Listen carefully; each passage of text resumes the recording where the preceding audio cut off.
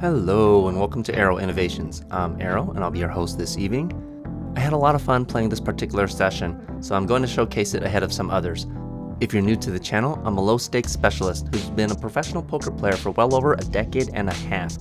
If you're looking to crush low stakes, no limit hold'em, you've come to the right place. Without wasting any more of your precious time, let's jump right into the action. As usual, we're playing 2-5 no limit hold'em at the Wynn Encore in Las Vegas, where I bind for 1,500, which is 300 big blinds. It's Sunday night, February the 10th, although technically Monday morning since we don't start until 12:18 in the morning. It's a full hour until we play our first notable hand, an entire freaking hour with a whole lot of nothing. Here I finally pick up pocket jacks on the button, but we're on a short 5-handed table. There's a live 10. I open to 40. The blinds fold, but the straddle calls. The flop comes 6, 10, 9, with 2 clubs and a spade. We flop an overpair on a pretty connected board, which is not the easiest thing to do when you have pocket jacks. When our opponent checks, I put in a larger than normal c-bet to 50, since the board is so dynamic. I mean, we're highly unlike to improve here, and there are so many different draws. Our opponent thinks 50 is a reasonable price, so he makes the call. The turn comes, and it's a gorgeous jack of hearts, improving us to top set, although I highly doubt we needed it. Still, it certainly doesn't hurt. Our opponent checks again. I contemplate how much to bet for a moment. You never want to slow play in a deep stack game, especially when the board is this dynamic. It's not like I have a near unbeatable hand as opposed to if I were sitting here with King Queen of Clubs, for instance. And even with that sort of hand, I would still go for some value. So I shoot out another bet of 100, charging for the obvious flush draw or any pair plus straight draw combinations. Unfortunately, our opponent folds, but it's still nice to hit that top set and rake in a few doll hairs to hopefully get the ball rolling positively. 20 minutes after our last hand, I've since changed tables since another table has broken and given me the opportunity to move to a full table. I'm always searching for a table full of unknown players to avoid clashing with other known pros. It's not like I'm afraid of other 2-5 pros, I just don't really want to hurt our bottom dollar. I mean, there's really nothing to prove. We're all just trying to make a living here, and the less pros you butt heads with, the better. Don't let your pride get in the way of making a good living. Careful table selection is an important aspect to increasing your hourly win rate. Here, the low jack limps. I raise to 15 in the hijack with ace-5 of clubs. The button, big blind, and low jack all call, so we go 4 ways to flop a 3, 4, 7 rainbow with 1 club. We actually flop an incredibly sneaky double gut shot draw with an overcard and a backdoor flush draw as well. Big blind leads for a third pot bet of 20 with a $400 stack. The low jack folds. I like to play our high equity draws aggressively, especially in position, so I bump the action up to 65. The button folds, but big blind calls. The turn is a 10 of clubs, increasing our outs even further to include the backdoor flush draw as well. On top of that, that 10 will likely be a scare card if our opponent is only carrying a naked 7. So when our opponent checks, I throw out a 2/3 pot bet of 130, fully intending on blasting the river for the rest of his chips, regardless of whether we actually hit or not. Thankfully, it never comes to that. Our opponent makes the fold, and we scoop this pot without needing to actually hit. In vlog number 32, and now again here, I've demonstrated how to effectively play a high equity draw. Some people have accused me of being a luck box with how often I win. I mean, dude, I'm quite literally sitting here with ace rag. I don't have a single pair. And if you take a look back at vlog number 32, I never once hit any of my draws. In fact, I barely made any hands at all and bluffed my way through most of that entire session. Sure, you can use pure odds and statistics to win a hand on a draw. But if you want to massively increase your win rate, try capitalizing on fold equity using scare cards and many of the tips I've already shared. Only a few minutes later, the middle position limps. The hijack puts in a nonsensical raise to 10 with a stack of about 600. The cutoff calls. I 3-bet to 35 on the button with pocket 7s. I want to blow it up the pot just slightly in case we hit, and I can bluff a lot of boards post-flop if we don't. Small blind folds, but the big blind goes all in for his remaining tiny stack of $41. The middle position cold calls with a stack of about 350, but the other players fold. As you can probably guess, I'm not super stoked to be playing on a table with multiple short stacks, but it still beats the 5-handed table I was on.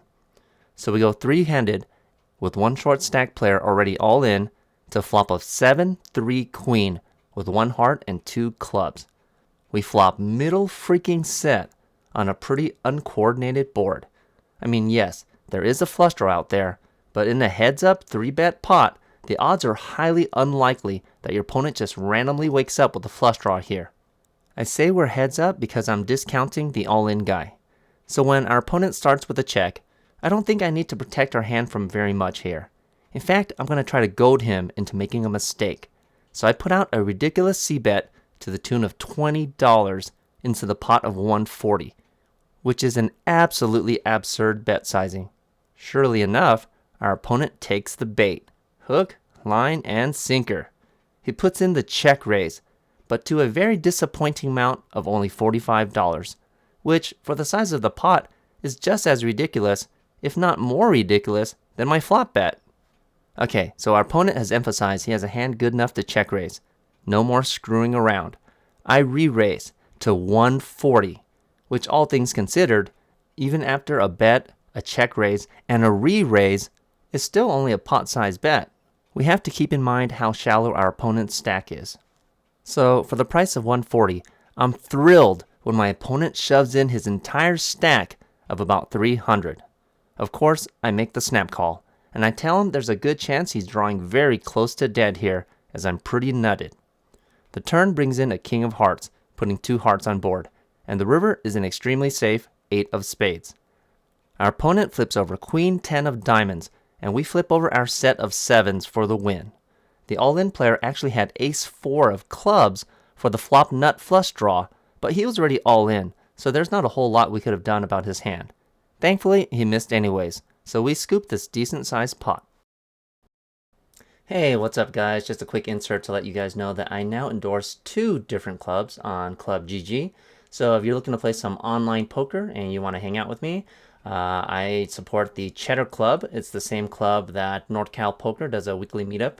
So if you want to play with him in his weekly meetup, or me eventually when I get some time, join the Cheddar Club. I also support the High Rollers Club, and they supposedly, allegedly have softer games. I have yet to check that out, but maybe you guys can check that out with me. Eventually going to do some live streaming and host some meetup games myself when I have more time. So I hope to see you guys there, and the links will be down below. Here, the low jack limps. The cutoff raises to 15, which is a very small pot builder considering there's already been one limper. Small blind calls, so I call in the big blind with ace 3 off suit, and the low jack calls as well. We go four-handed to a flop of 2, jack, 3, rainbow. We flop middle pair with the backdoor straight draw. This is actually pretty decent for our hand holding. There's only one overcard to our hand, and we're most likely not sharing any outs whatsoever. The action checks around to the low jack, who leads for 20 into the pot of 60, with a $1,500 starting stack. For this small price, everyone makes the call. A lead from the low jack for this small price is most likely just a feeler bet. She likely has a jack of some kind, but not a very strong kicker, else she would have open raised pre-flop instead of limping. So the turn comes, and it's a 4 of clubs. We still only have a pair of 3s, but we do gain a gut shot draw. The action checks around to the low jack again, who puts out a more substantial bet of 60. But this is still a pretty timid bet with relevance to the pot. The cutoff and small blind both fold. Sure, I can just call here, but we're unlikely to get paid off if an ace or a 5 hits the board, and I'm not about to call a $60 bet hoping to get paid with a 2-outer. So instead, I opt for the path of violence. I put in the good old-fashioned check raise to 225. This bet should most likely do the trick, but if not, there's still a river bet to come, assuming we don't actually improve. Our opponent tanks for a full minute. We could have a set here, we could easily have a straight, and at bare minimum, we're repping at least 2 pairs. Eventually, our opponent does decide to get sticky and make the call. The river is the deuce of spades, not helping us whatsoever and pairing bottom pair. That's okay though. Our opponent barely wanted to call on the turn. I mean, would you call a massive check raise on the turn if you were only holding a hand like Jack Queen or Jack King at best? I know I certainly wouldn't. So capitalizing on that knowledge, I throw out an earth-shattering overbet to the tune of 700 into the pot of 590. Our opponent makes a quick snap fold, so we get this one through. Yes, it is admittedly terrifying to throw out these large bluffs, but if you've noticed from watching my vlogs, I actually miss my draws pretty darn frequently, and yet I have an extremely high win rate and hourly. Learning to capitalize on opponent hand ranges is key to getting these bluffs through. My hourly started skyrocketing once I figured out how to properly make these plays. Just take this hand for instance. If I just played my hand passively, I would have lost 15 pre-flop, 20 on the flop, and another 60 on the turn for a net loss of $90. That's the result the vast majority of the poker community is looking at. Instead, I turned it around to a $330 profit. That's a $420 difference just from this one hand. It's almost a full 45 minutes later before we find another suitable hand to play. Here, we've lost a couple of players, so we're down to 6-handed. I open to 15 under the gun with 3-4 of diamonds. You know how some people think under the gun players open with pretty strong hands? Well, that doesn't always apply to me, especially not in the low stakes. We're so deep in this 2-5 game here at the Win that I open up with all sorts of speculative hogwash, and rarely do I get 3-bet lightly. If I'm on a table where I'm getting 3-bet often, then I just adjust my play and fold more speculative hands, but then open tiny even with my monsters. That way, in the high likelihood that I get 3-bet, I can punish my opponents for thinking that I'm opening light. So here, everyone folds, but only the blinds call. So somehow I ended up with position even though I open raised under the gun. The flop comes, and it's 2-9-3 with 1 spade and 2 clubs. This is actually a rather decent flop considering my hand holding. We flop middle pair with a backdoor straight draw. Both blinds check. We might have the best hand right now. I throw out a very tiny third pot c-bet of 15. Small blind calls, but the big blind folds. The turn is a 4 of clubs, completing the front door flush. Several straights also complete. However, when the small blind checks, I'm not about to lose value with our now improved hand of 2 pairs. I mean, I raised with this garbage, and I just improved, so I need to capitalize on this rare occurrence. Plus, in a single raised pot, it's not like our opponent will always have the flush here. So I throw out a tentative bet of 40 into the pot of 75.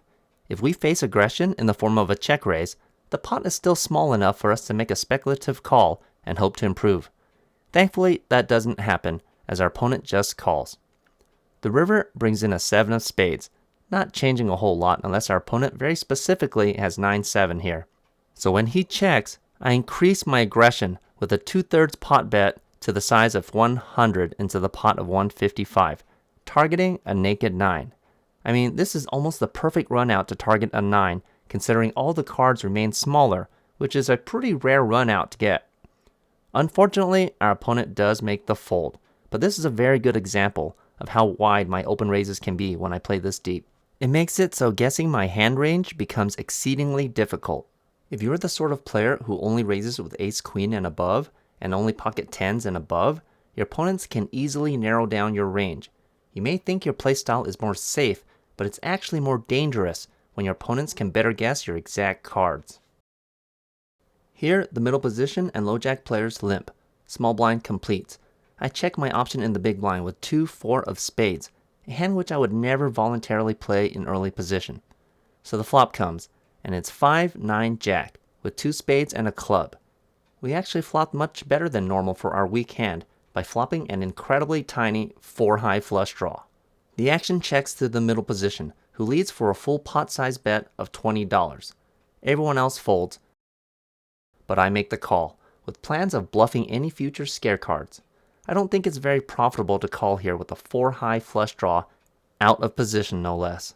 So the turn comes, and it brings in a king of clubs. This very much constitutes a scare card. Queen 10 makes the nut straight, and a king is also an overcard to a naked jack, unless our opponent very specifically has jack king here. So I lead with a 2/3 pot bet of $40. If our opponent has a hand like jack 10 or jack queen, he's still going to make the call one time, since he does have outs to river a straight. As predicted, our opponent does indeed make the call. The river brings in a 3 of diamonds. We break out completely. I decide to throw out a substantial overbet of 175 into the pot of 140. This should get all random 1-pair holdings to fold, including a jack. Unfortunately, Our opponent does not fold. He makes the call. We proudly table our 4 high, and he flips over Jack King for one of the very specific hand combinations that our bluff is unlikely to succeed against. Wah, wah, wah. Oh well, let's just consider this hand advertising and hope our tabled bluff pays us off later. So people have been wondering what a day in the life of Aero is like, because I don't really show much of my real life. So here I just made some fruit smoothies. I've got parrots in the house. Dad, is my food ready yet? My daughter's come. My daughter, she asked, "Is your food ready yet?" Yeah. I've got pizza rolls and your popcorn chicken ready for you. Wait, no, not pizza. Oh, yeah, look, my parrot just come over to say hello. Can we kiss? Can we kiss? Oh, good bird. All right, maybe we can get my parrot to do some tricks for you guys. Turn around. Good bird. What's your name? Oh, good bird. You dangle? No, not the turn around. Dangle, dangle. Oh, good bird, good bird.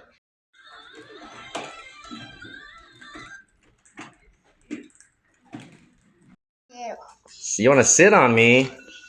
Oh, okay, here he comes. He's sitting on. Come here, Aqua. Good bird, Aqua. Here.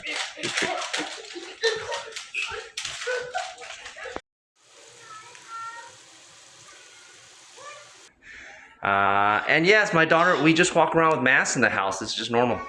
All right, see you guys soon. Only a few minutes later, middle position opens to 15. He's proven himself to be a tight younger player. The low jack calls. I 3-bet to 60 in the cutoff with ace queen offsuit. Everyone else folds, but both opponents call. The flop comes 3 jack jack, rainbow. We don't flop anything at all. However, when both opponents check to us, I throw out a tentative c-bet to 55 to see if I can take this pot down without a struggle. Unfortunately for us, this does not happen. The middle position has other plans. He puts in a check raise, but to a very timid 130 with a stack of about 700. The low jack folds. Okay, the jig is up. I got caught. Time to lay down my hand. ... Wait, why haven't I folded yet? Come on, silly hands. Don't fail me now. Just let the cards go. Well, I haven't folded because I don't think a jack would check raise here on a rainbow flop. Completely disconnected board, and especially not using that amount. And I don't think a tight player would play any combination of a jack out of position in a 3-bet pot, especially when his starting stack is so small. I think this is just a middling pocket pair trying to decipher where he's at and get random overcards, exactly like the ones we're holding, to fold. That logic seems pretty sound to me, so I put in a pretty quick re-raise to 330, using a raise amount that almost screams I want to be called. I mean, I'm pretty much declaring, I don't care what cards you have, mine is better than yours, and I'm not trying to get you to fold because I'm only asking you to stick in 40% of your stack instead of going all in. It's almost like I'm saying I want him to pot commit himself. I think this type of raise is actually much scarier than an all-in shove. Plus, it gives us wiggle room to fold in case we were wrong about our assessment and our opponent shoves in his stack. You also have to think, what sort of maniac puts in such a crazy bluff only a few minutes right after he just got caught in one? If you watch Hungry Horse, Marc Goone put out a recent video where he argues that playing like a maniac is actually safer than playing conservatively. While I don't exactly mimic his playstyle, our techniques do intersect now and again. So here our opponent tanks for a full 45 seconds, taking inventory of his chip stack multiple times before eventually putting in the fold. I show him the type of maniac he's dealing with by proudly showing our bluff, still hoping to eventually cash in on a real hand. I don't advise showing bluffs when you actually haven't been called and giving out free information, but I'm only doing this because I plan to switch gears this session and capitalize on my crazy table image. Once again, only a few minutes later, I get an absolute monster to work with. Everyone folds around to me on the button, where I open with 3-2 offsuit to 15, otherwise known as the nut low. I've often mentioned how wide opponents open raise with on the button. I hope this is irrefutable proof to the sorts of crazy hands pros open with against the blinds. Here, both the blinds call, so we go 3 ways in position to a flop of 9, 2, ace with 2 diamonds and a spade. We flop bottom pair with the super monstrous bottom kicker and a backdoor straight draw. This is actually a much better flop than we could have asked for. Not only is this an ace-high board that we can credibly represent, but we actually flopped a pair. So when the action checks to us, I continue with a very tiny third pot c-bet of another $15 to see if our opponents actually flopped anything whatsoever. Against this tiny bet, the small blind calls, but the big blind folds. The turn is the absolutely gorgeous 3 of spades, putting 2 spades on board and upgrading us to 2 pairs. 4-5 makes the nut straight, but that aside, this is a pretty damn welcome sight. Small blind checks again. Now that we have an actual hand, I increase our bet to a near pot size bet of 65 into the $75 pot. Our opponent quickly makes the call. The river brings in a 10 of hearts. Our opponent checks for a 3rd time. The very obvious flush draw misses. We're only realistically losing to 2 very specific hands here, that being either ace 10 or a non-believing 9-10. We've set up multiple bluffs to reach this point, one of which was unfortunately called, but the other one we voluntarily showed only a few minutes ago without any provocation at all. If our hand was a bit stronger here, like if we actually had 4-5 for the nut straight, or a hand like bottom set, or aces up for example, I would go for an absolutely massive bet here. We're talking like 350 or so. But unfortunately, with only bottom 2 pairs, we can only target a naked ace. We don't want to end up value owning ourselves in case we don't actually have the best hand here. So I shoot out a pot-sized bet of 175 into the pot of 205. Our opponent snap calls. We table our hand, and it's good. Our opponent says he put us on the flush draw. See, this is what separates me as an exploitative player. I don't raise with traditional hands, so I don't always have the visible draw you think I have. But don't try this at home, folks. I only raise with these sorts of garbage hands because I play position very aggressively, and I also play in a deep stack game. This is not a very profitable playstyle if you only play in a 100 big blind structured game.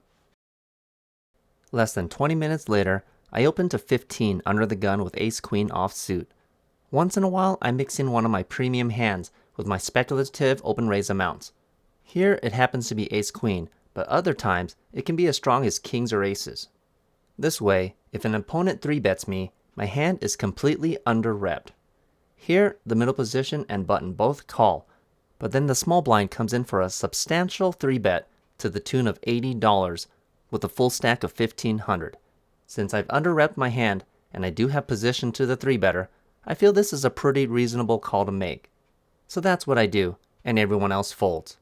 Plus, a lot of the time, the blinds have a knack of 3-betting light when they perceive weakness to take down the dead money. I mean, you guys have seen me make this exact same play with all sorts of garbage, ranging from ace-4 suited to jack-queen offsuit. Okay, so the flop comes, and it's 7-6-9 rainbow. We don't flop anything whatsoever. However, when small blind starts with a check, either he's pot controlling on a board that is terrible for an overpair, or he doesn't have much either. So I decide to take the betting lead. I can very plausibly have a set here, or at the very least, a hand like pocket eights or a middling overpair. So I shoot out a strong bet of 125 into the pot of 195. Our opponent postures for about 30 seconds, but he does end up making the fold. This is why position matters so much. If an opponent had 3-bet me here in late position, I would most likely just folded my ace-queen. For the last hand of the night, I open to 15 on the button with pocket 7s. For once, I actually have a decent hand against the blinds, instead of my usual random gobbledygook. The small blind folds, but the big blind calls. He's our opponent from the queen 10 of diamonds earlier, whom we stacked with our set of 7s. Speaking of a set of 7s, the flop comes, and it's 8-7-8, with a club and 2 diamonds. For the second time tonight, we flop a freaking set of 7s against the same opponent. Oh man, I feel bad for this guy. When our opponent checks, I start with a really tiny down bet to $10. Our opponent makes the call. The turn brings in a 10 of hearts.